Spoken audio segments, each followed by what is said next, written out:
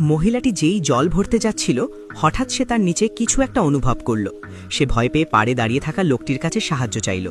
এটা দেখে লোকটি তাড়াতাড়ি সাহায্যের জন্য ছুটে গেল। প্রথমে সে ভেবেছিল এটি বোধহয় কোনো হারানো ছোটখাটো মাছ বা সাধারণ কিছু, কিন্তু যেই সে সাবধানে হাত বাড়ালো তার চেহারার ভাব হঠাৎ বদলে গেল। পরের সেকেন্ডেই সে কয়েক মিটার লম্বা একটি সাপ বের করে আনলো, যা মহিলাটিকে খুব ভয় পাইয়ে দিয়েছিল। যদি আরেকটু দেরি হতো তবে ফলাফল অকল্পনীয় হতে পারত। সে তাড়াতাড়ি লোকটিকে ধন্যবাদ জানালো, কিন্তু তারা জানত না যে বিপদ সবেমাত্র শুরু হয়েছে। যেই মহিলাটি পোশাক পরিবর্তনের প্রস্তুতি নিচ্ছিল সে দেখল লোকটি কিছু তাল পাতা নিয়ে আসছে, যা সে অল্প সময়ের মধ্যেই একটি ডাম্পলিং বা মোড়কের মতো পেঁচিয়ে ফেলল। যখন সে জানতে পারল যে এটি ময়ূর শিকার করার জন্য, তখন সে সঙ্গে সঙ্গে অস্থির হয়ে উঠল এবং বলল, এত সুন্দর একটা প্রাণীকে তুমি কিভাবে খেতে পারো? যদিও লোকটি তাতে কোনো গুরুত্ব দেয়নি।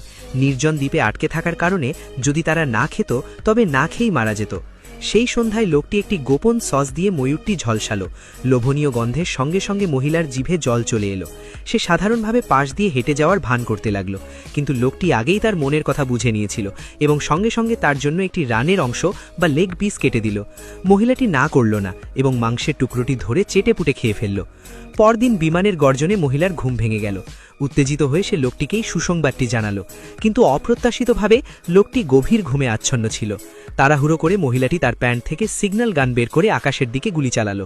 ঠিক তখনই লোকটি হঠাৎ পাশ ফিরল, যার ফলে ফ্লেয়ারটি সোজা গিয়ে একটি নারকেল গাছে লাগল। লোকটি হতবাক হয়ে গেল। পরিস্থিতি বোঝার পর সে দ্রুত সিগন্যাল গানটি পরীক্ষা করল। সত্যিই তাতে গুলি শেষ হয়ে গিয়েছিল। রাগে সে মহিলার উপর চিৎকার করতে শুরু করল যে ওটা একটা যাত্রীবাহী বিমান ছিল, ওরা তো পারমাণবিক বিস্ফোরণ হলেও টের পায় না, ফ্লেয়ারের তো কথাই নেই।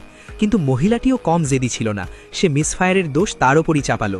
তারা সিদ্ধান্ত নিল যে তারা পাহাড়ের চূড়ায় উঠবে, সিগন্যাল টাওয়ার নষ্ট করে দেবে, তবে কেউ না কেউ সেটি ঠিক করতে অবশ্যই আসবে। যদিও চূড়ায় পৌঁছানোর পর তারা দেখল যে জায়গাটি পুরোপুরি ফাঁকা। লোকটি দ্রুত ম্যাপ বের করে মিলিয়ে দেখল এবং বুঝতে পারল যে ম্যাপে থাকা দ্বীপটি এটি নয় যেখানে তারা আছে। যখন হতাশা গ্রাস করতে শুরু করল, মহিলাটি হঠাৎ দূরে কিছু একটা দেখল। সে তাড়াতাড়ি দূরবীন বের করল এবং অবাক হয়ে দেখল যে একটি ইয়ট পাশ দিয়ে যাচ্ছে। হয়তো অবশেষে তারা রক্ষা পাবে এই ভেবে দুজনেই পাহাড় থেকে নিচে ছুটে এলো। কিন্তু কে জানত যে এই উত্তেজনা শীঘ্রই বিপদে পরিণত হবে। নিচে নামার পর তারা বিমান থেকে লাইফ রাফট বের করে ইয়টের দিকে জোরে জোরে প্যাডেল করতে লাগলো। তো তারা যেই কাছে পৌঁছলো তারা জলের ওপর একটি মাছ ধরার নৌকা দেখতে পেল। লোকটির কিছু একটা গোলমাল মনে হলো। সে তাড়াতাড়ি দূরবীনটি হাতে নিল। সে এটা দেখে শিউরে উঠল যে ইয়টের মালিককে জলদস্যুরা নির্মমভাবে হত্যা করেছে। ভয় পেয়ে দুজনেই সঙ্গে সঙ্গে উল্টো দিকে পালাতে শুরু করলো, কিন্তু তখন অনেক দেরি হয়ে গেছিল। নৌকায় থাকা জলদস্যুরা তাদের দেখে ফেলেছিল এবং 800 মাইল প্রতি ঘন্টা গতির স্পিড বোটে তাদের ধাওয়া করতে শুরু করলো।